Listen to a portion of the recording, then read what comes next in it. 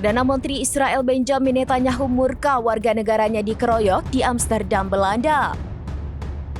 Puluhan warga Israel itu luka-luka karena kerusuhan pecah sebelum dan sesudah pertandingan Liga Eropa Ajax versus Maccabi Tel Aviv. Dilansir Israeli Today, Netanyahu langsung memerintahkan pengiriman 2 pesawat untuk mengevakuasi warga Israel yang luka-luka. Melalui unggahan di media sosial X-nya, Netanyahu juga mengecam dunia internasional. Ia mengatakan tak bisa menerima kekerasan terhadap warga Israel, baik di Amsterdam, Eropa, atau dimanapun. Selain itu, Duta Besar Israel untuk PBB, Danny Danon, juga mengatakan hal yang sama. Ia mengaku tak bisa mentolerir aksi kekerasan ekstrim terhadap warga Israel dan Yahudi di jalan-jalan Belanda.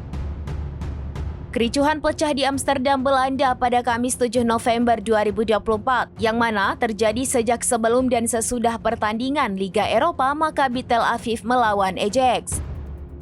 Ternyata bentrokan itu dipicu oleh aksi barbar para pendukung klub sepak bola Israel.